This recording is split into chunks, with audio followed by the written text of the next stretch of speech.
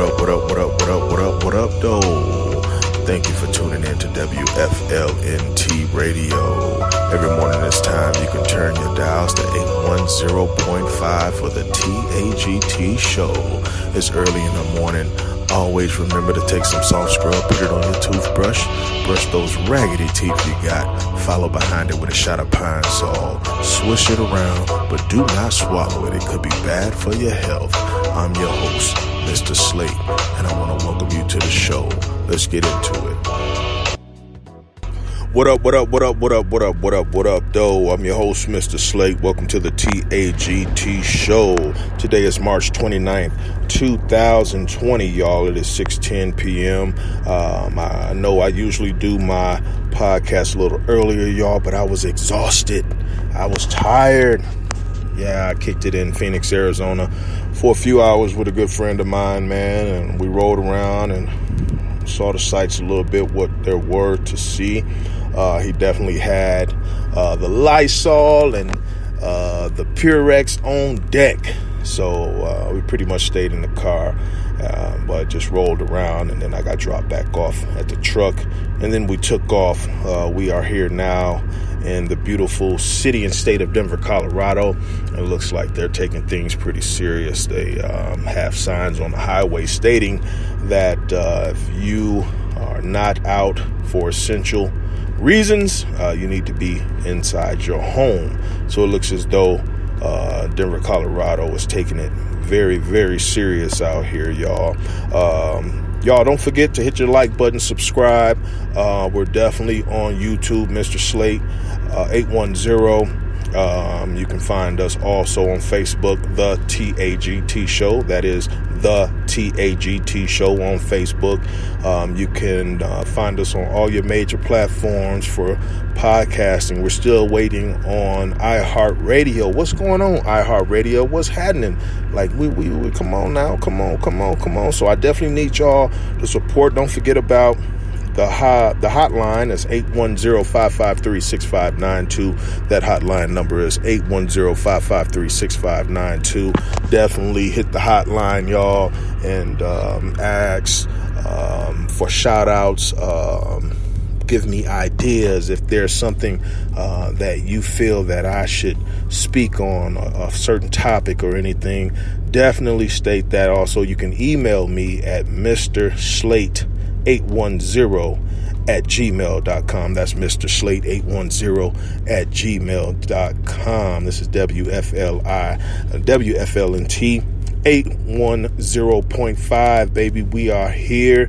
Don't forget about Twitter, man. Mr._Slate810. Mr._Slate810, y'all. So those are ways you can get in touch with us and definitely ask for shout outs or post a link to some headline news that you want discussed and dissected. I will be more than happy to do that, y'all. So let's get into it, man. What's going on out here today, man? What's happening? Looks like the coronavirus is getting more and more cases, man. We got more than 136,000 cases of the coronavirus. That's been confirmed in the United States. Death toll hit 2,400 Sunday.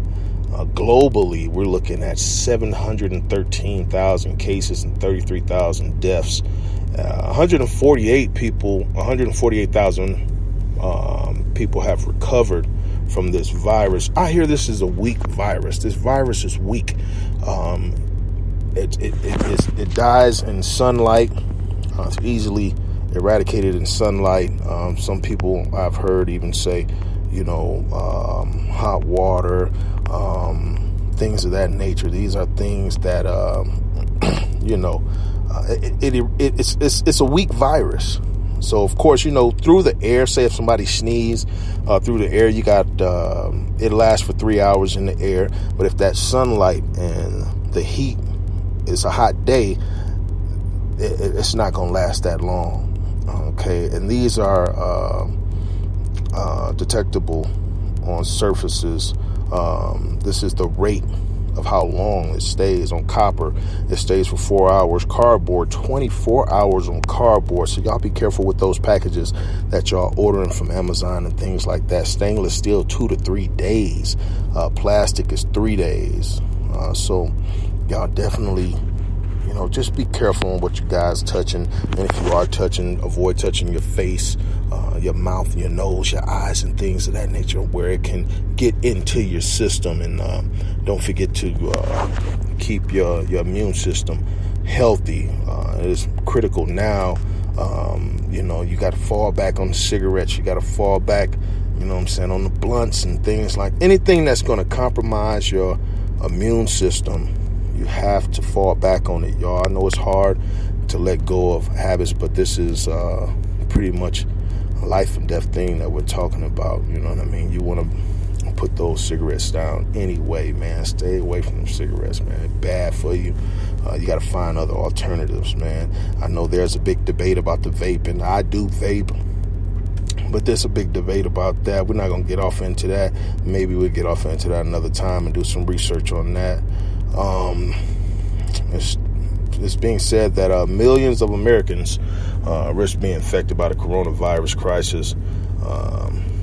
Is over and between 100,000 and 200,000 could die. And this comes from Dr. Anthony Fauci, a leading infectious disease expert. He states we're going to have millions of cases, he said, and metro areas across the nation should brace for an outbreak equivalent to New York City, the epicenter of the U.S. spread of the coronavirus. He also states that this is, not him, but a lady, Deborah Burks, said this is my call on every mayor to prepare now. So this could get worse, and they're projecting it to actually get worse. So we definitely want to prepare and, keep washing your hands, keep, try to not go in big crowds if you can, can avoid it. I was rolling through Phoenix, Arizona, and we saw a funeral, and there was quite a few people out there. You know what I mean? And that's kind of hard. Like, what if you have, I've never thought about that. Like a funeral, someone passes away. I mean, everybody gonna stand 6 feet away from each other at the funeral? That's kind of hard. You know what I mean? That's hard to do, man. Like, some things are just unavoidable. You know what I mean? But all we can do is our best, y'all. We can do it. We just got to do our best, man, to see if we can get this thing eradicated as soon as possible. Donald Trump announces on Sunday that the White House will be extending its social distancing guidelines through April 30th. So instead of the Easter target date, he's going to extend it out 15 more days. So I think that's good. He states that the peak in the death rate is likely to hit in 2 weeks. Nothing would be worse than declaring victory before victory is won. So they're looking to see this thing peak out in the next few weeks. Hopefully that is true, so we can go ahead and start on the down climb, because we keep going up and up and up and up and up and up. All right, so now, like this $2 trillion bill that was passed, they're starting to question, is it enough? They're starting to question, is this $2 trillion bill, is it enough? Because, we're still strapped, y'all. We're still strapped. All the major, retail stores and restaurants are starting to feel it. You know what I mean? They're furloughing employees, and they're paying half of their rent on their locations. Like, it's getting bad. It's getting bad.